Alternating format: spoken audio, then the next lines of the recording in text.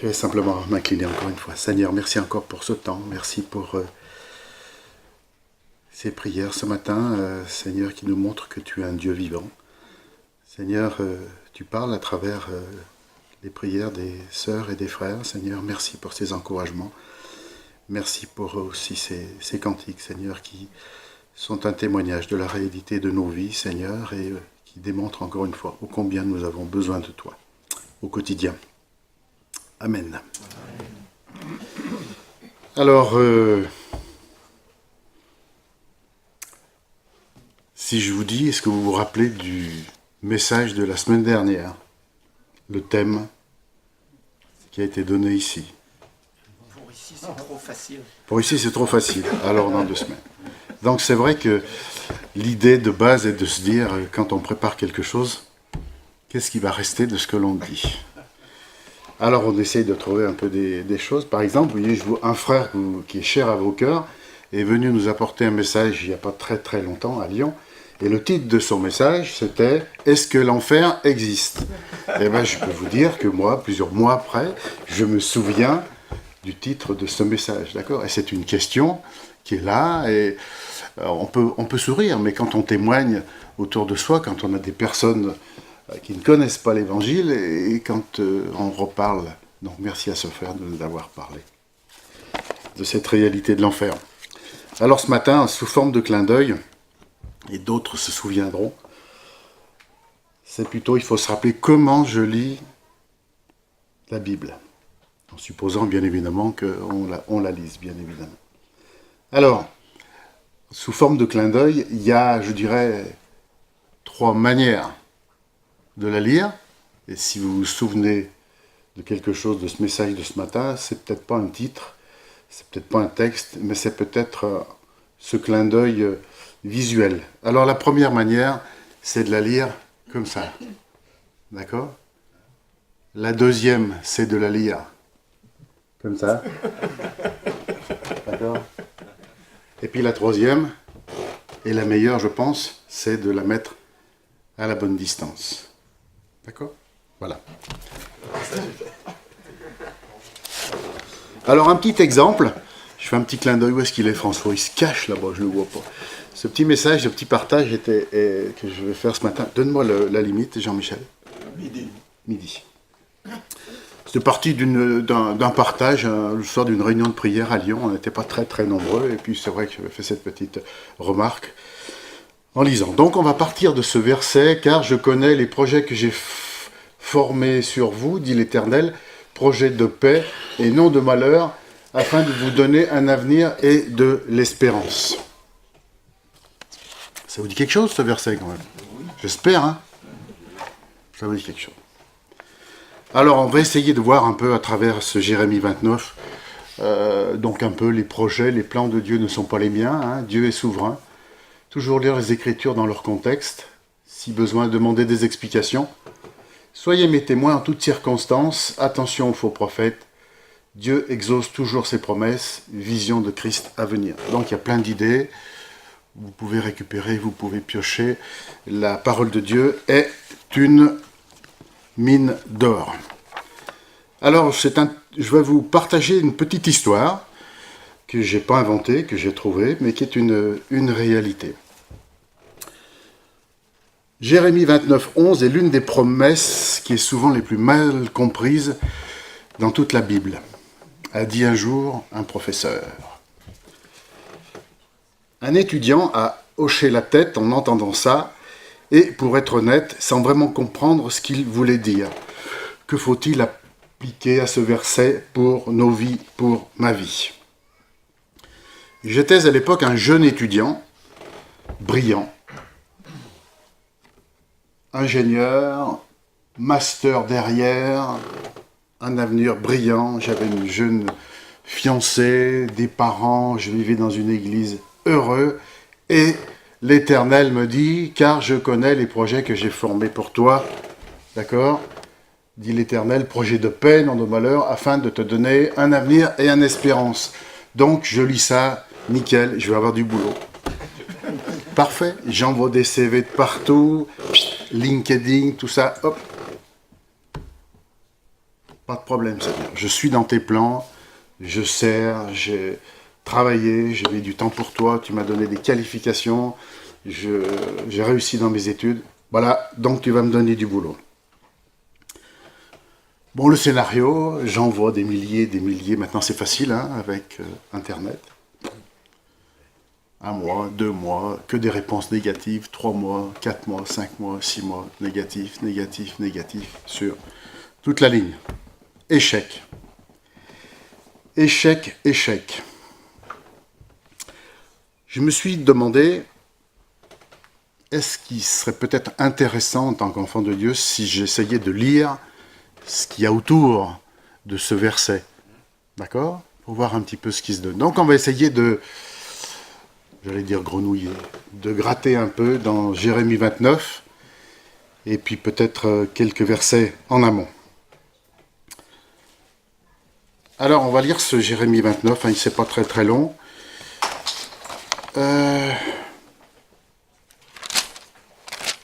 On y va ?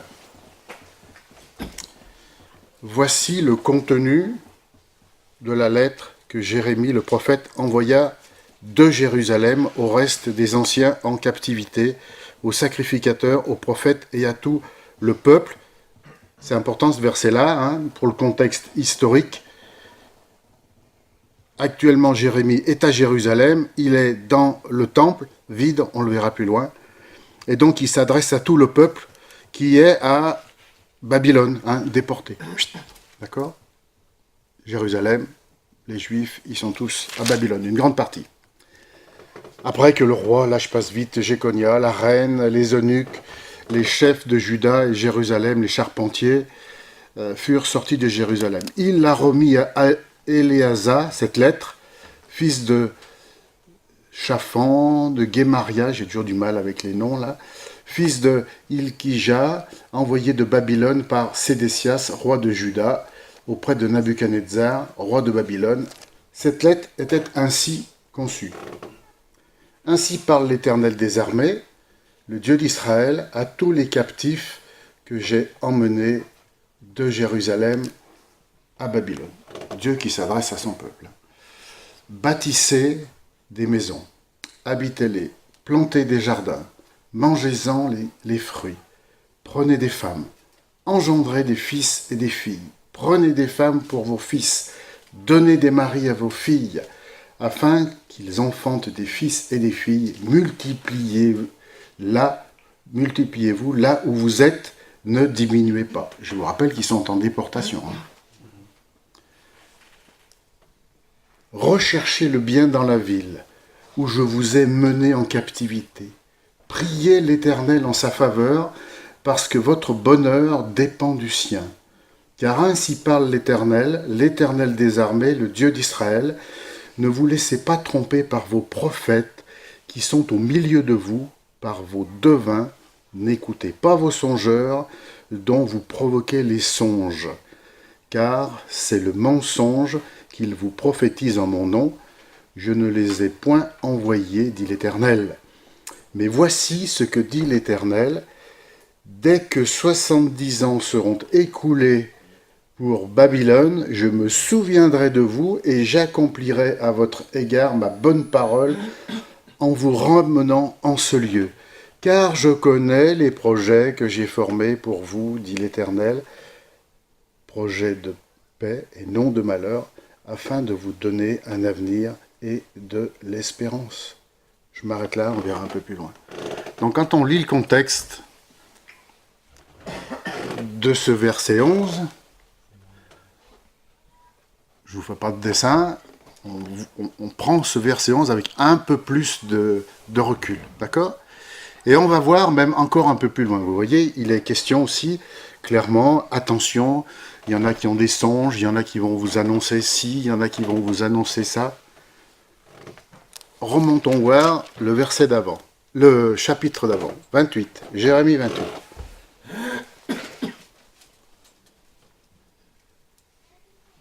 Dans la même année, au commencement du règne de Sédécias, roi de Juda, le 5e mois de la 4e année, Ananias, fils d'Azur, prophète de Gabaon, me dit dans la maison de l'Éternel en présence du sacrificateur et de tout le peuple. Vous voyez le contexte, hein? Ananias, il est là, il dit « Je parle, je suis un prophète envoyé de l'Éternel. » Ainsi parle l'Éternel des armées, le Dieu d'Israël. Je brise le joug du roi de Babylone. Encore 2 années, et je fais revenir dans ce lieu tous les ustensiles de la maison de l'Éternel que Nabuchodonosor, roi de Babylone, a enlevé de ce lieu et qu'il a emporté à Babylone. Et je ferai revenir dans ce lieu, dit l'Éternel, c'est Ananias qui parle, hein, et qui se prétend prophète. Et je ferai revenir dans ce lieu, dit l'Éternel, Jéconia, fils de Joachim, roi de Juda, et tous les captifs de Juda qui sont allés à Babylone, car je briserai le joug du roi de Babylone. Jérémie, écoutez bien la réponse de Jérémie. Le prophète répondit à Anania. Le prophète, en présence des sacrificateurs et de tout le peuple qui se tenait dans la maison de l'Éternel. Jérémie dit, Amen, que l'Éternel fasse ainsi, que l'Éternel accomplisse les paroles que tu as prophétisées, et qu'il fasse revenir de Babylone en ce lieu les ustensiles de la maison d'Israël et tous les captifs. Seulement, écoute cette parole que je prononce à tes oreilles et aux oreilles du peuple. Les prophètes qui ont paru avant moi et avant toi, dans les temps anciens, ont prophétisé contre des pays puissants, des grands royaumes, les guerres, le malheur et la peste. Mais si un prophète prophétise la paix, c'est par l'accomplissement de ce qu'il prophétise qu'il sera reconnu comme véritablement envoyé par l'Éternel. Alors Anania, le prophète, enleva le joug de dessus du cou de Jérémie, le prophète, et il le brisa. Et Anania dit en présence de tout le peuple, « Ainsi parle l'Éternel, c'est ainsi que, dans 2 années, je briserai de dessus le cou de toutes les nations le joug de Nabuchodonosor, le roi de Babylone. » Et Jérémie, le prophète, s'en alla. Après que Anania, le prophète, eut brisé le joug de dessus le cou de Jérémie, le prophète, la parole de l'Éternel fut adressée à Jérémie en ces mots.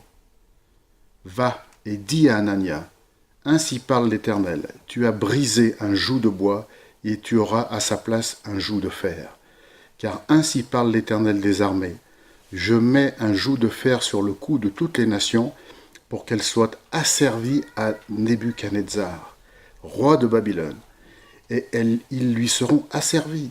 Je lui donne tous les animaux des champs. » Et Jérémie le prophète dit à Anania, « Écoute Anania, l'Éternel ne t'a point envoyé, tu inspires à ce peuple une fausse confiance.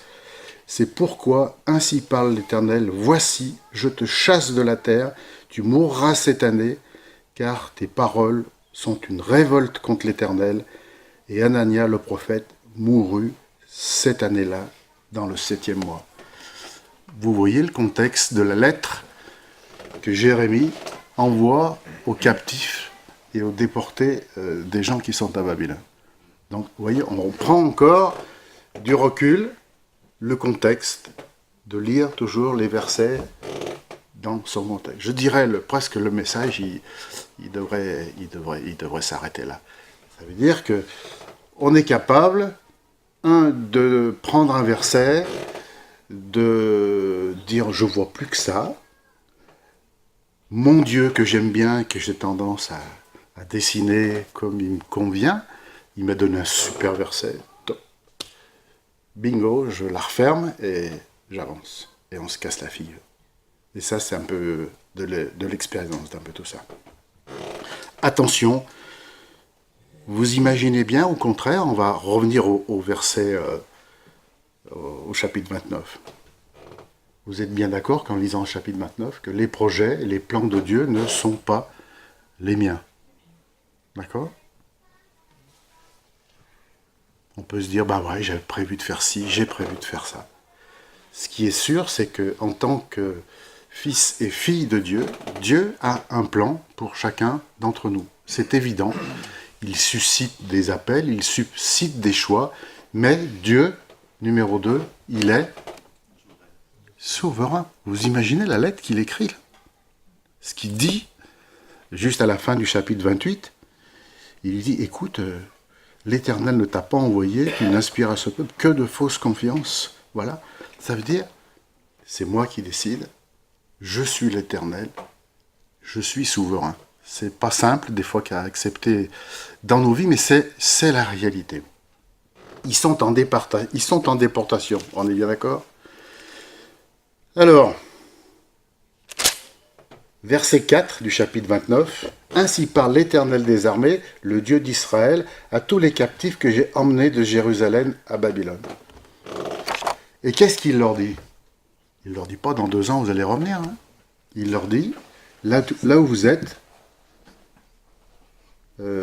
ainsi, bâtissez des maisons, habitez-les, plantez des jardins, mangez-en, prenez des femmes, recherchez le bien de la ville, car ainsi parle. Donc ça veut dire quoi? Soyez mes témoins, là où je vous ai placé. Ça, voilà. On chante facilement ce cantique. Je fléchis le genou. Non, ça vous dit quelque chose, là?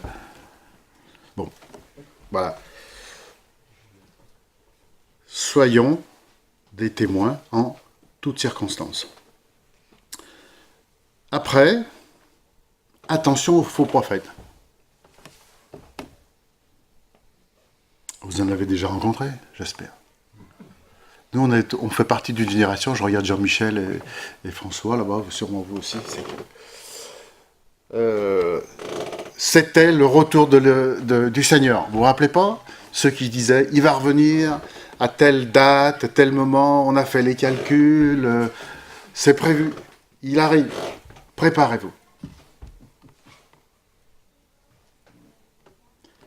Encore une fois, l'Éternel nous dit, attention, tout ce que vous entendez, tout ce que vous voyez, tout ce que vous pouvez entendre, c'est de votre responsabilité en tant qu'enfant de Dieu de tout passer à la lumière de l'Évangile. Vous avez, bon, c'est pas très glorieux, mais peu importe. Moi, j'ai vécu un peu aussi, il y a eu la période de la bénédiction de Toronto. Ça vous dit quelque chose, ça? Je ne vais pas revenir dans les détails, mais des mouvements entiers se sont laissés embarquer dans des trucs de folie, quoi.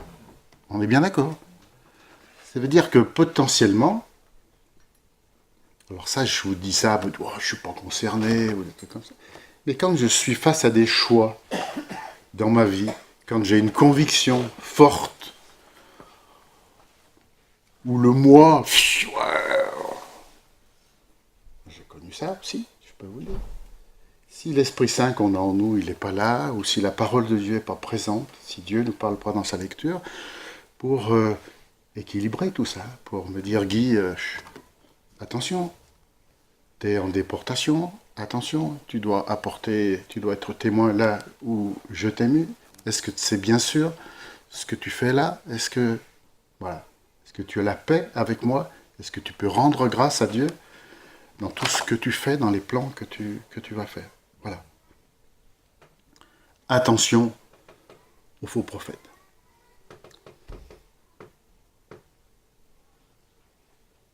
Dieu exerce toujours ses promesses. Qu'est-ce qu'on peut dire dans cette courte phrase? Dieu exerce toujours, le mot le plus important là, ses promesses. Pas les miennes, hein? C'est Dieu exauce ou exerce? Exauce aussi, ouais, tout à fait. Exauce. Ça veut dire que c'est Dieu qui fait des promesses et c'est lui qui les exauce. Il ne faut pas confondre mes promesses ou ce que j'ai envie. Le Seigneur, il va les exaucer. Ça veut dire que en tant qu'enfant de Dieu, il faut aussi se rappeler qu'on a facilement, moi j'ai facilement la capacité de me construire, c'est pas biblique, mais c'est comme ça, hein, l'image d'un Dieu parfait qui me correspond. Hein, on a cette... on dit, ben voilà, là. Et puis, bon, il m'entend, il écoute, il entend toutes les prières des saints, c'est sûr, vous en êtes persuadés. D'accord, hein? Donc il va m'exaucer, quoi. Je vois pas pourquoi. Mais vous souriez, mais c'est un scénario qu'on se construit très facilement. Je comprends pas pourquoi il m'exaucerait pas. Je suis fidèle, je suis marié, j'ai des beaux enfants, je sers l'Église depuis de longues années, je suis serviteur, je suis engagé, je témoigne autour de moi et tout. Seigneur, regarde un peu quand même.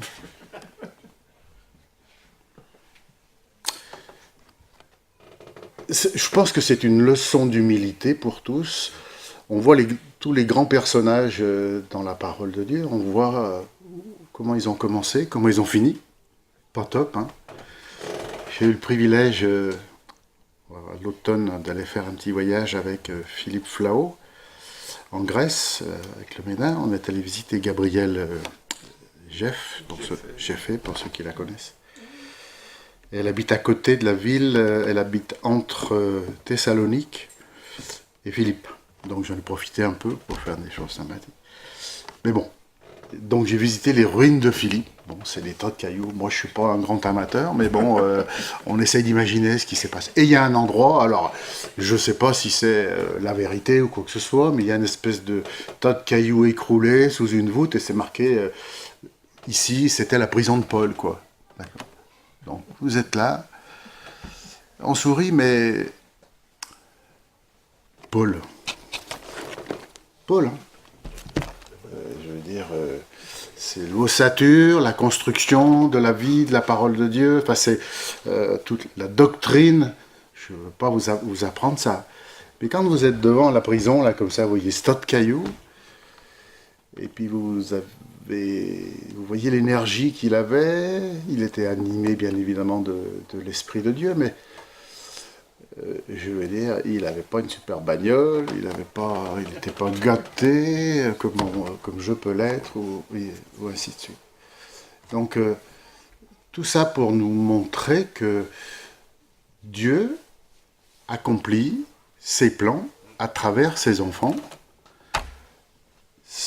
On n'est pas là pour que Dieu accomplisse nos plans, mes plans.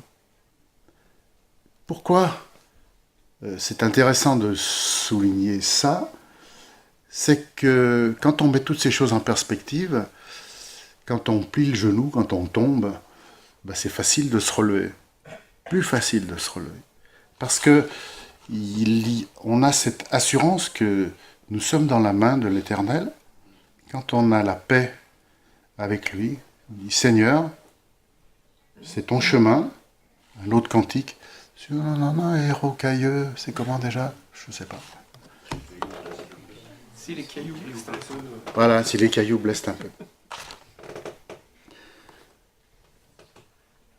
Il faut se rendre à l'évidence, être enfant de Dieu sur cette terre. C'est comme si on était un peu, je suis pas du tout médecin, hein, mais si on était un peu schizophrène quand même. Ça veut dire, vous croyez pas? On a les pieds sur terre, qui nous écorchent les chevilles, on est jusque là. Et puis on essaye d'avoir la tête dans le royaume, quoi. On regarde un peu là-haut. Mais, pour avancer au quotidien, on l'a dit tout à l'heure, nous sommes scellés de l'Esprit Saint. Christ habite dans chacun d'entre nous.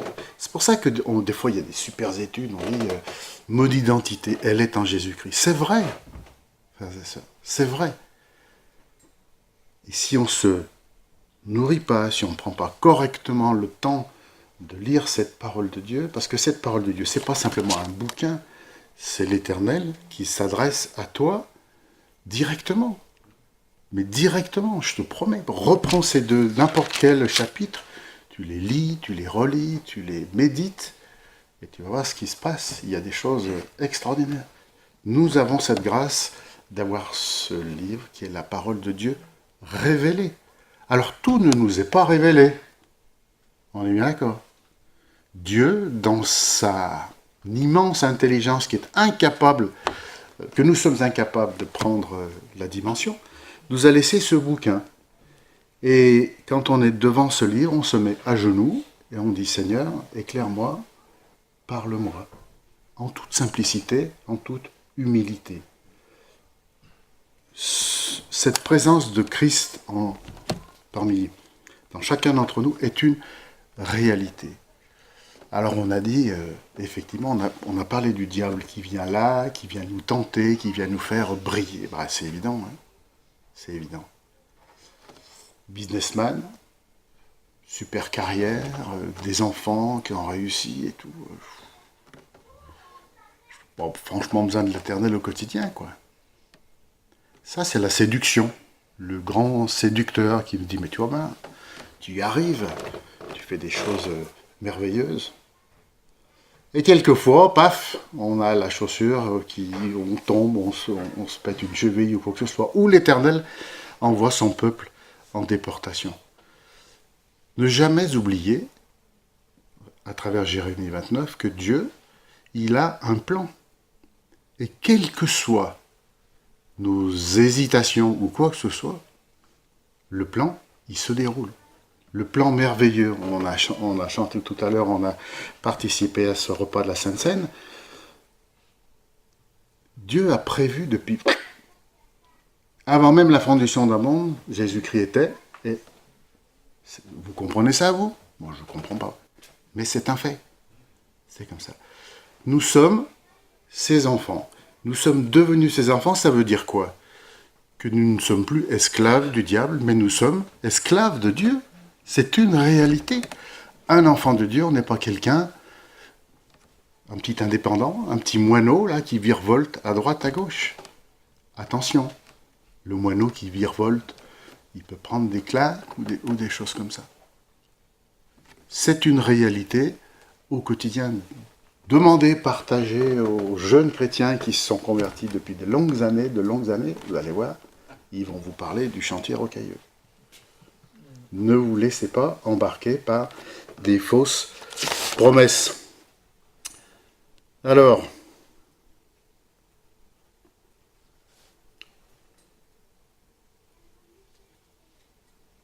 je reprends un peu mes notes. Les promesses de Dieu. Je vais noter un tout petit exemple que nous a cité de nombreuses fois une sœur bien-aimée qui est présente ce matin, qui nous disait mais je me souviens, les premiers missionnaires qui sont arrivés au Maroc, il y a de longues années, ils sont là, ils ont prêché dans le désert pendant des années, ils ont vu que dalle. Pas un fruit. Ils sont morts là-bas, rien. Et puis maintenant, la graine ressort. Mais ces missionnaires, ils étaient dans le plan de Dieu. Ils ont fléchi, ils ont sûrement dû pleurer, ils ont crié à l'Éternel.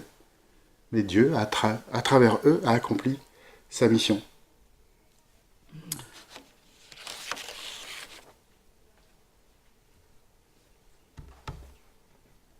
Je vais bientôt m'arrêter. Un autre.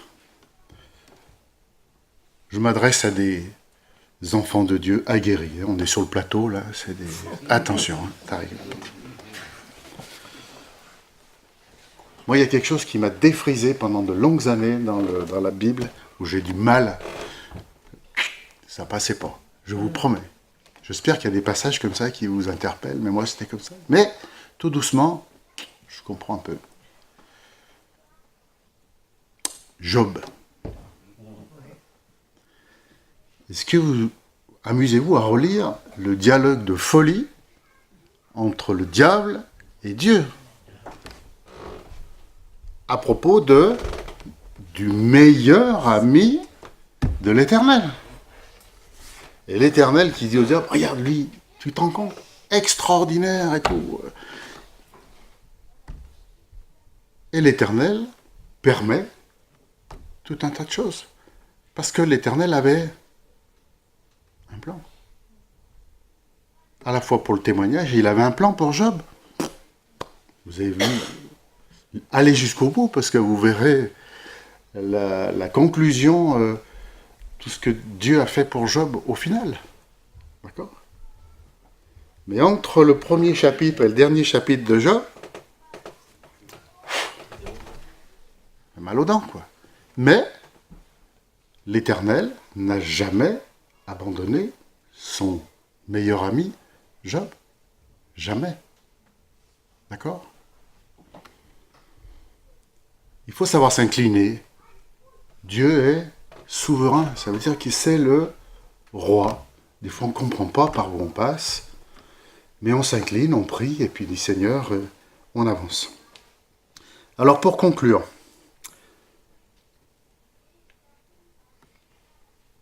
il existe de nombreuses façons de contrer notre tendance subtile à transformer les promesses et les projets de Dieu en caricature de ce qu'elles sont réellement, quoi. Les promesses, nickel. Dans 2 ans, 3 ans, on est marié, on va avoir des enfants, tout va se passer. Je parle exprès des enfants, parce que c'est un sujet hyper délicat, qui touche beaucoup de personnes. Après, qu'est-ce qui se passe? On fait confiance en Dieu.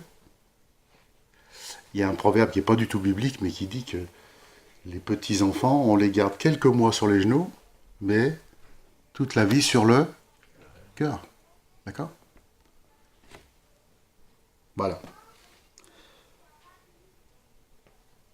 Lisons la Bible en faisant davantage attention au contexte. Partageons nos idées sur Dieu et l'Écriture avec d'autres. Si Dieu a permis que dans une église, il y ait des jeunes frères et sœurs, il y ait des gens plus âgés, il y ait des enseignants, tout ça, posez des questions. N'allez pas chercher des trucs tout bidons, surtout qu'aujourd'hui c'est facile, hein, Google, claf, en avant d'y mettre. Prenez le temps de méditer, de lire la parole de Dieu, de demander des conseils autour de vous. Gardons à l'esprit que cette recherche ne se traduira sûrement pas, ou peut-être pas, il peut le faire, mais par une réponse instantanée ou immédiate à ce que je souhaite ou à ce que je veux. Parce que après, ce n'est qu'une vie de déception. C'est pour ça qu'il est important cette image de s'enraciner. Parce que quand ça souffle, quand on prend une claque ou des choses comme ça, on est content de trouver des frères qui sont là, piliers dans l'église, on peut partager, on peut échanger.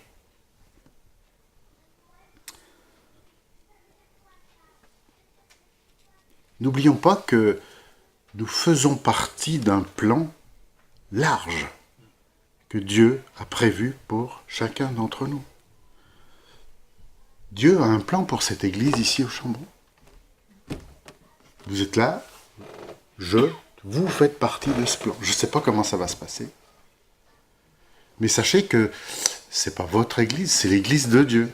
Vous êtes ces pierres vivantes.